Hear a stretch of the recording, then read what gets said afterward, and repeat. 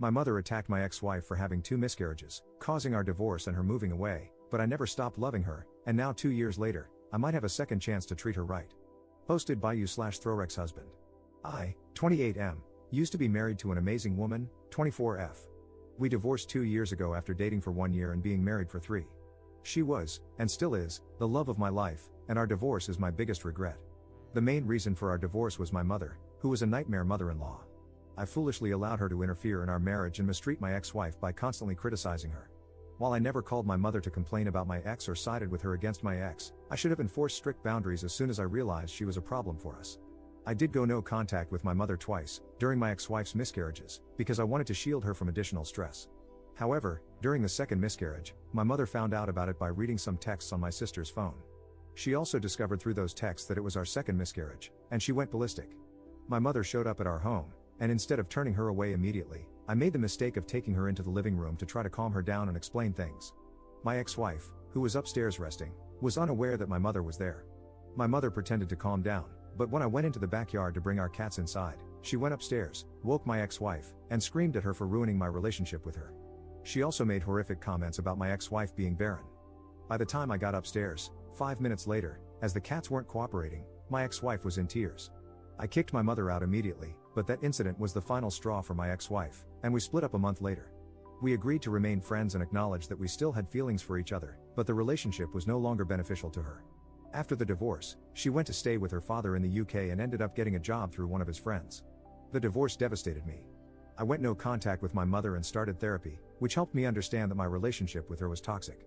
I learned strategies to manage communication with her, and now we're low contact, only speaking at family events. According to my siblings, she still doesn't see what she did wrong, so I have no plans to move beyond low contact with her. I've never moved on from my divorce. In fact, I think I'm even more in love with my ex-wife now than I was before. I haven't dated anyone else, and she's constantly on my mind. During the first 6 months of her living in the UK, we didn't speak. However, on our wedding anniversary, she sent me a text that read, "Happy anniversary," insert nickname she used to call me, followed by, "I thought we agreed to stay friends, loser." After that, we started texting each other occasionally, for example, on my birthday, her birthday, and my brother's birthday. For my brother's birthday, she sent his gift to my house, and I passed it on to him. Quick note, my brother is gay, and he and my ex have been best friends since childhood. He's the one who set us up on our first date, so there's no weirdness here. In her second year away, our communication became more consistent, resembling a typical friendship. During one conversation, I told her about the therapy I'd undergone after she jokingly asked if I'd cut the umbilical cord yet. She also told me about 2 men she had dated and how those relationships ended. I wasn't weird about it, but it made me realize how much I missed her and how much I still loved her. That night, I couldn't stop thinking about how I had ruined things. I still have our wedding rings and her engagement ring. Due to recent world events, she hasn't been able to visit anyone in the US, but she's moving back in October. I was actually the first person she told. Everyone in our circle is excited, and my brother is organizing a homecoming party for her. The party will likely be hosted at my house, our former marital home, because I'm the only one in the group who lives alone. My brother recently asked me if I'd consider hanging out with her one-on-one after she moves back. I wasn't planning to ask her, but now it's all I can think about. Since they're best friends, I wonder if she might have put him up to it, similar to how she asked him to set us up when we first started dating. I asked my sister for advice, and she said I shouldn't ask her to meet up and should wait for her to take the lead if she wants to. I do think she might still have feelings for me because, during one conversation about one of her breakups, she said, "None of the men over here can handle me like you can." However, her humor is generally flirtatious, so I can't be sure. I'd love an outside perspective. Would asking her out be the right thing to do? Thanks for reading. Edit. You've all convinced me to ask her now instead of waiting until October. It's late here in the UK right now, but I'll call her tomorrow. Thanks for all the encouragement. Edit. I wanted to clarify what I meant by low contact since I know everyone interprets it differently.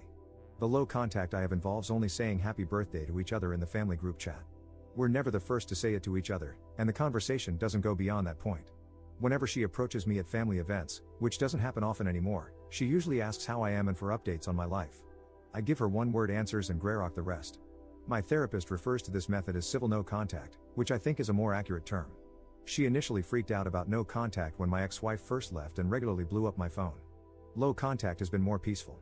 I'm aware this will likely change if my ex-wife and I get back together, and I'll be working with my therapist to create a plan for every possibility. I plan on returning to no contact after the phone call tomorrow, and I want to make it as safe and peaceful as possible. If a tiny bit of conversation is what it takes, I'm willing to do it. Update 1 day later. I asked if she'd like to come out to dinner with me when she gets back. She said yes. She even asked me what took me so long to ask, Lamau. She told me that if I hadn't asked her by the week before her return, she would have asked me out herself, so thank you guys so much for pushing me to call her. I feel like me making the first move is more meaningful, especially since I was the one who ruined our marriage. I'm literally on cloud 11 right now. We're planning to take things slow this time. We got engaged after 6 months the first time around, Lamau.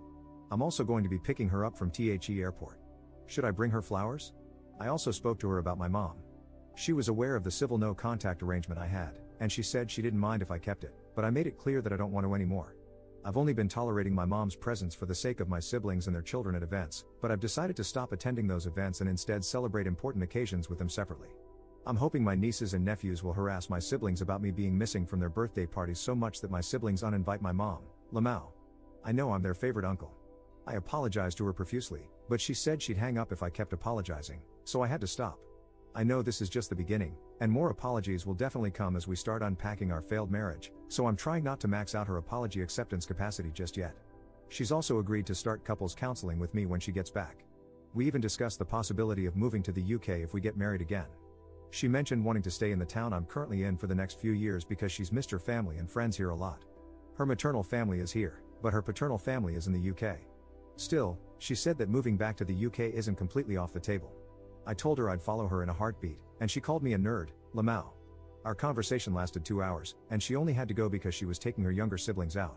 Oh, and remember how I suspected my brother was hinting to me about her wanting me back? I was right. She admitted she'd been asking him to drop hints. I saw a comment earlier saying I should have just asked my brother to spell it out, but trust me, he's insanely annoying. I'd have to hold him hostage to get him to say anything.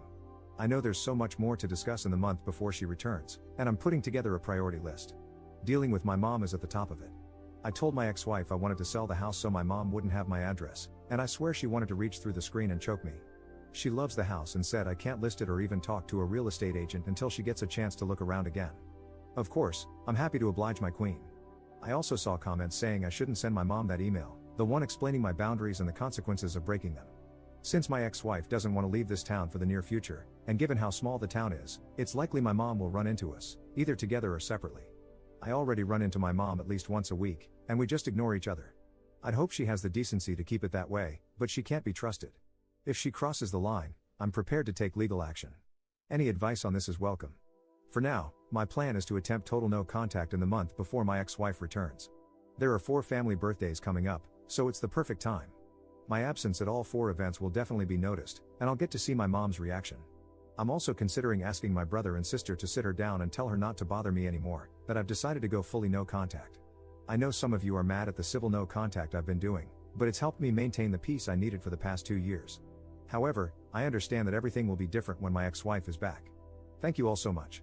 You're all invited to our second wedding. Edit. She found this post on Best Redditor Updates, Lamau. She called me a total nerd. She also wants me to thank you all for convincing me to call her instead of waiting until October. And she told me to call her my girlfriend instead of my ex-wife, so that's what I'll be using from now on. Edit. I'm fully aware that my mom is racist. By closet racist, I meant someone who's kept it hidden effectively for so long. She's also just a complete weirdo in general, so there are multiple reasons why she doesn't like my girlfriend and my brother's boyfriend beyond race. She hates my girlfriend because of her messed up family background and her miscarriages, in addition to race. She also dislikes my brother's boyfriend for being into motorbikes and smoking pot. She's incredibly absurd, so at the beginning, I wasn't sure if it was racism or not, but now it's pretty obvious.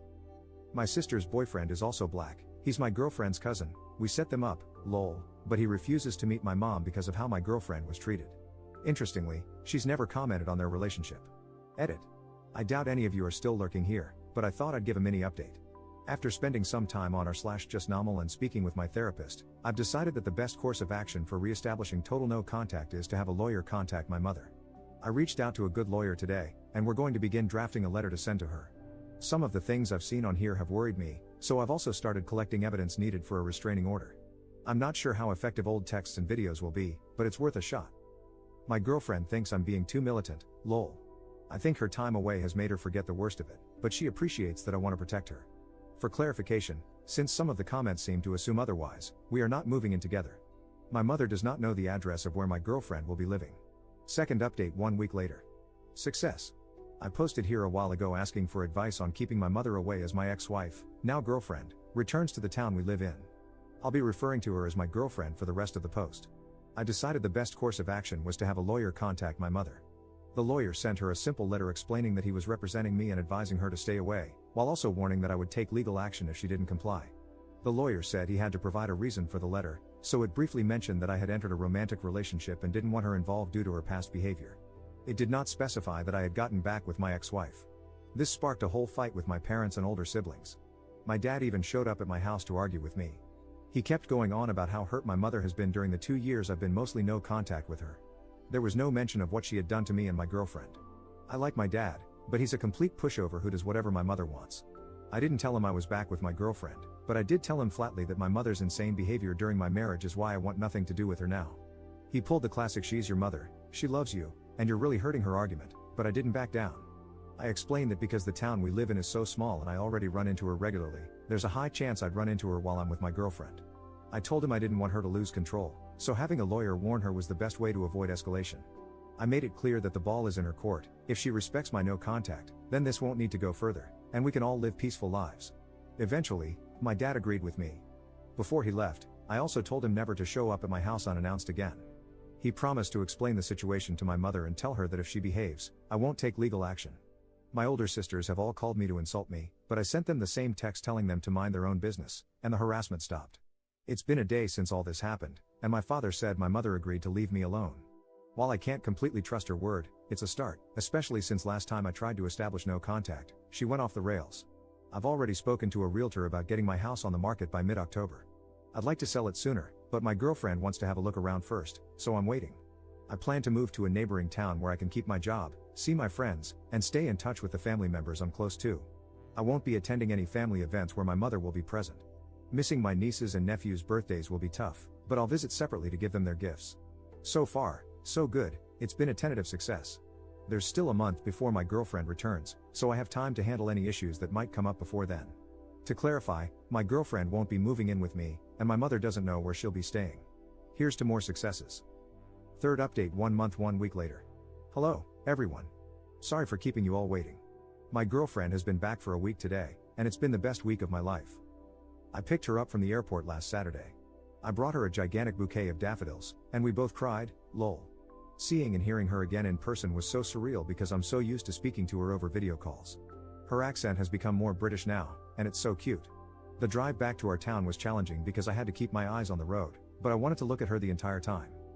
We had the homecoming party at my place, our old marital home, on Sunday, and it was amazing. It felt just like old times when we were still married and hosted our friends. She stayed to help me clean up with my brother and, unfortunately, her older brother too, who does not like me. She wanted to come over and have a look at my house before I put it on the market, and we did that on Tuesday. It was extremely emotional, and we both ended up crying, especially when we got to the master bedroom. When she left, I moved my things into another bedroom, locked up our old shared bedroom, and basically forgot about it. I only went in about once a month to clean it, but other than that, it stayed locked. Our old rings, a few things she had left behind, and some items that were too painful for me to look at, like framed photos we had together, were in there. She ended up taking her old wedding and engagement rings to wear on a necklace, which was really touching because I thought she wanted to completely forget our previous relationship and start fresh.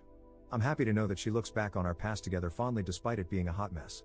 Yes, if we do get married again, I will 100% be buying new rings.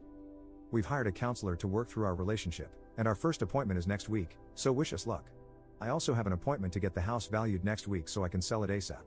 My girlfriend is currently staying with a family member and is apartment hunting, so we also have some appointments next week to look at places for her. The coming week is pretty jam-packed for us. We won't be living together for a while so we can take things slower than we did last time. Last time, we got engaged after 6 months and married 6 months later.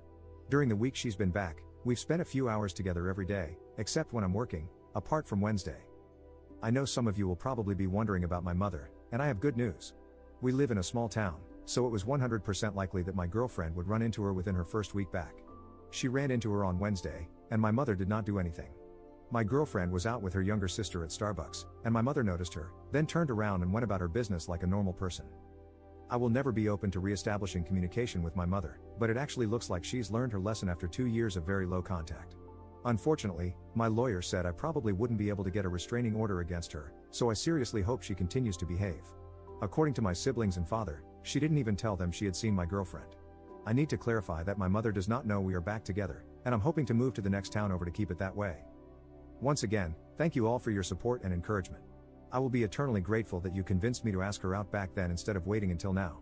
She wants me to thank you all too. You're all awesome. Comment update 4 months later. We moved in together. My girlfriend couldn't find an apartment she liked, so we decided to live together again.